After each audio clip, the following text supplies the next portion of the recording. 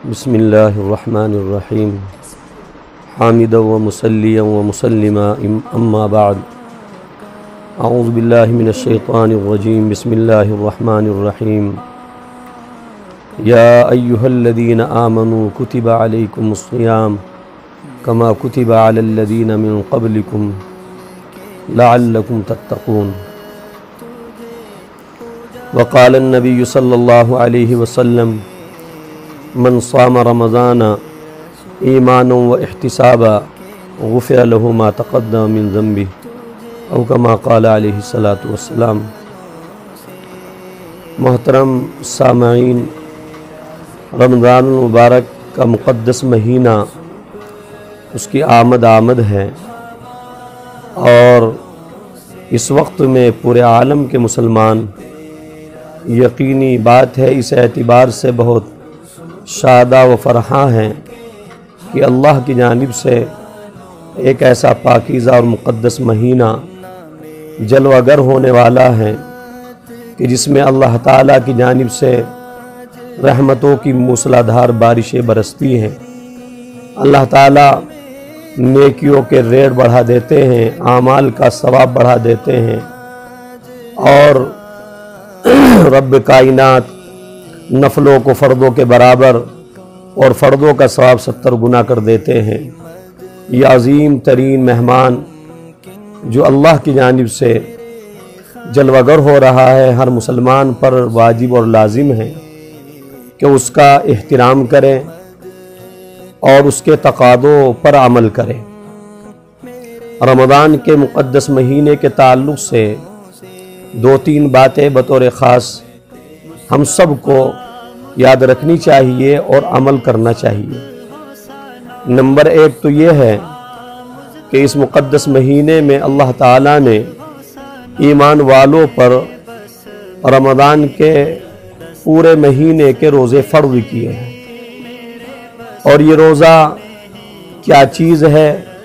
علماء نے، فقہاء نے اس کی تعریف کی ہے، هو الامساک عن المفطرات الثلاثہ من طلوع الفجر الى غروب الشمس، کہ مفطرات ثلاثہ سے اپنے آپ کو روکے رکھنا، یعنی کھانے سے، پینے سے اور نفسانی خواہشات کو، شہوت کو پورا کرنے سے، صبح صادق سے لے کر کے غروب شمس تک۔ یہ بنیادی چیز روزہ ہے۔ بنیادی طور پر روزے کی یہ تعریف کی گئی ہے، لہذا روزے کے اندر ان تینوں چیزوں سے بھی رکنا ہے، اور ان کے علاوہ دوسری بہت ساری چیزیں ایسی ہے کہ روزے کی حالت میں بطور خاص ان سے بہت زیادہ رکنے کی اور بہت زیادہ اپنے آپ کو بچانے کی ضرورت ہے۔ مثلا غیبت ہے۔ غیبت سے رمضان کے مقدس مہینے میں بطور خاص اور عموماً پورے سال غیبت سے اپنے آپ کو بچانا چاہیے۔ بعض روایتوں کے اندر تو یہاں تک آتا ہے کہ جو آدمی رمضان کا روزہ نہیں بلکہ کوئی بھی روزہ رکھے اور روزے کی حالت میں غیبت کرے، اس کا روزہ ختم ہو جاتا ہے۔ تاہم ہمارے علماء نے، احناف نے فرمایا کہ روزہ ختم تو نہیں ہوتا، روزہ ٹوٹتا نہیں، تاہم روزے پر ملنے والا ثواب ختم ہو جاتا ہے۔ جو ثواب روزے پر ملنا چاہیے، انسان اس ثواب سے محروم ہو جاتا ہے۔ اس لیے روزہ رکھے، اہتمام کے ساتھ رکھے، اور روزے کے اندر جن چیزوں کو اپنانا ہے ان کو اپنایا جائے، جن چیزوں سے بچنا اور پرہیز کرنا ہے ان سے بچا جائے۔ خاص طور پر غیبت کرنا، چغلی کرنا، جھوٹ بولنا۔ ایسے ہی ہمارے بعض جوانوں کا یہ مزاج ہے کہ رمضان کے مہینے میں وقت پاس کرنے کے لیے موبائل استعمال کرتے ہیں، اس میں ڈرامے دیکھتے ہیں، غلط سلط چیزیں دیکھتے ہیں، اور کہتے ہیں کہ ہم تھوڑا سا وقت گزر جائے گا، وقت کاٹ رہے ہیں۔ یاد رہے، وقت نہیں بلکہ روزہ ہی کٹ جائے گا، اور روزے کا ثواب جو ملنے والا ہے اللہ کی جانب سے، اس ثواب سے محروم ہو جائیں گے۔ اس لیے کہ روزے پر اللہ کی جانب سے بڑی نوازش ہے۔ ایک حدیث شریف میں نبی علیہ الصلوۃ والسلام نے ارشاد فرمایا، الصوم لی وانا اجزی بہ، کہ کہ روزہ میرے لیے ہے اور روزے کا بدلہ میں خود اپنے دست قدرت سے عطا کروں گا۔ بعض علماء فرماتے ہیں وَأَنَا أُجْزَى بِهِ کہ روزہ میرے لیے ہے اور روزے کے بدلے میں خود ہوں، یعنی اللہ تعالیٰ جنت عطا فرمائیں گے، جنت کی راحتیں عطا فرمائیں گے دیگر اعمال کے بدلے میں، اعمال خیر کے بدلے میں، لیکن روزے کی جب باری آئے گی اللہ تعالیٰ فرمائیں گے کہ بندے روزہ تو نے میرے لیے رکھا اور اس روزے کے بدلے میں خود ہوں۔ اس لیے روزے کا اہتمام سے رکھنا چاہیے۔ ایک حدیث شریف میں نے جو ابھی پڑھی، نبی علیہ الصلوۃ والسلام نے فرمایا جو آدمی اخلاص اور للہیت کے ساتھ میں روزہ رکھتا ہے تو اللہ تعالیٰ اس کے سارے گناہوں کو، پچھلے سارے گناہوں کو معاف فرما دیتے ہیں۔ بڑی فضیلت ہے۔ کہیں حدیث شریف کے اندر یہ آیا، نبی علیہ الصلوۃ والسلام نے ارشاد فرمایا کہ روزے دار کو اللہ تعالیٰ دو فرحتیں عطا فرمائیں گے۔ ایک فرحت خوشی اس وقت جب وہ روزہ افطار کرتا ہے، اور ایک خوشی اللہ تعالیٰ اپنے پاس بلا کر کے اس کو عطا کریں گے۔ نیز حضور علیہ الصلوۃ والسلام نے فرمایا کہ روزے دار کے منہ سے جو بو آتی ہے اللہ تعالیٰ کے یہاں مشک سے بھی زیادہ خوشبو، مشک سے بھی زیادہ اس کا مقام ہوتا ہے۔ جیسے مشک کی خوشبو ہوتی ہے اس سے بھی اچھی خوشبو اللہ تعالیٰ کے یہاں روزے دار کے منہ سے آنے والی بو کا مقام اور مرتبہ ہوتا ہے۔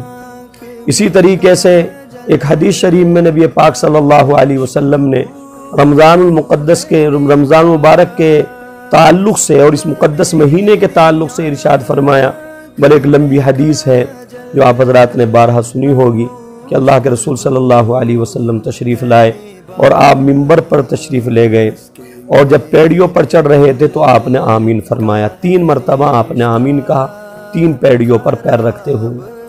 حضور علیہ الصلوۃ والسلام سے حضرات صحابہ کرام نے معلوم کہ اللہ کے رسول خلاف معمول، آج آپ سے ہم نے یہ بات دیکھی اور سنی ہے کہ آپ پیڑی پر پیر رکھتے جا رہے تھے اور آمین کہتے جا رہے تھے۔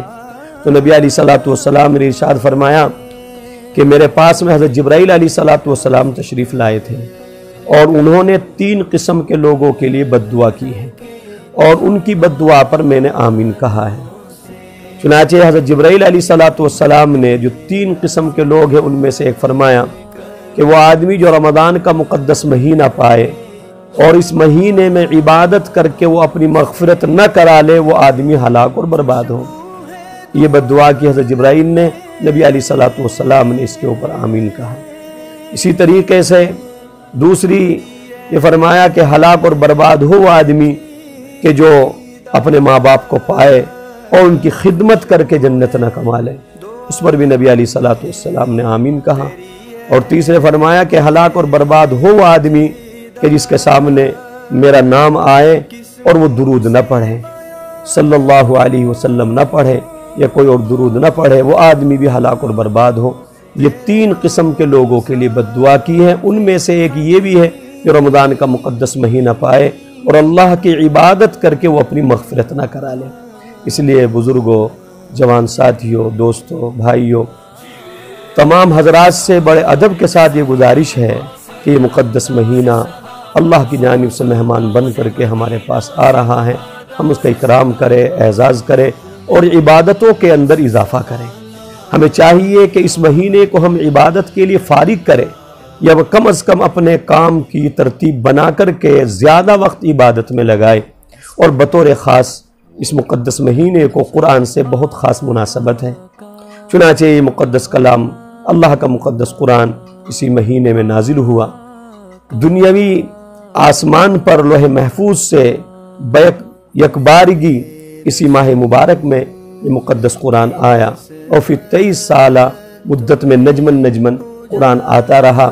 اور نبی علیہ الصلوۃ والسلام نے رمضان المبارک اور قرآن مقدس کے تعلق سے فرمایا الصوم والقرآن یشفعان للعبد یوم القیامہ، کہ قیامت کے دن روزہ اور قرآن بندے کے لیے اللہ کی بارگاہ میں سفارش کریں گے۔ چنانچہ روزہ کہے گا اے ربی منعتہ الطعام فی النہار، اے میرے رب میں نے اس کو دن میں کھانے سے، پینے سے، نفسانی خواہشات سے رو کے رکھا، اے اللہ میری شفاعت کو اس کے بارے میں قبول کر لیجیے، فشفعنی فیہ، میری شفاعت کو اس کے بارے میں قبول کر لیجیے۔ اور قرآن بھی کہے گا اے ربی منعتہ النوم فی اللیل، میں نے رات بھر سونے سے اس کو رو کے رکھا، सोने का वक्त और आराम का वक्त था, ये मेरी तिलावत करता रहा, मुझे पढ़ता रहा और मेरे साथ में ये जागता रहा, अपनी नींद को मेरे लिए इसने कुर्बान किया। ऐ मेरे रब फशफ़िनी फ़ी, मैं शफ़ाअत करता हूँ, मेरी शफ़ाअत को इसके बारे में कबूल कर लीजिए। हदीस शरीफ में आता है फ़युशफ़्फ़ान, दोनों की शफ़ाअत को कबूल कर लिया जाएगा। इसलिए ये महीना इंतहाई अज़मत वाला महीना है, इंतहाई बाअज़मत बाबरकत महीना है। अगर इस महीने को हमने गफलत के साथ गुजार दिया तो बड़ी महरूमी होगी। इसलिए कि नबी अलैहिस्सलातु वस्सलाम से हज़रत सहाबा किराम ने अर्ज़ किया था, अल्लाह के रसूल सल्लल्लाहु अलैहि वसल्लम, पहली उम्मतों की उम्रें बहुत हुई है, बड़ा ऊंचा उनको मकाम मिलेगा, लंबी लंबी उम्रें हुई, 500, 700, 800 साल की उम्रें हुई, इससे कम ज़्यादा उम्रें हुई, उनकी इबादतें ज़्यादा हैं, उनके मकाम बढ़ जाएंगे। नबी अलैहिस्सलातु वस्सलाम से आकर के जब अपनी दिल की एक बात हज़रत सहाबा किराम ने रखी और आपने महसूस किया कि इनको इसकी तकलीफ़ हो रही है कि हमें उम्रें कम मिली है, हमारी इबादतें और हमारी नेकियां कम रहेगी, तो अल्लाह ताला की जानिब से कुरान की आयत नाजिल हुई, इन्ना अंज़लनाहु फ़ी लैलतिल क़द्र, लैलतुल क़द्र खैरुम मिन अल्फ़ि शहर, कि हमने इस मुक़द्दस कुरान को लैलतुल क़द्र में नाजिल किया। और लैलतुल क़द्र क्या है?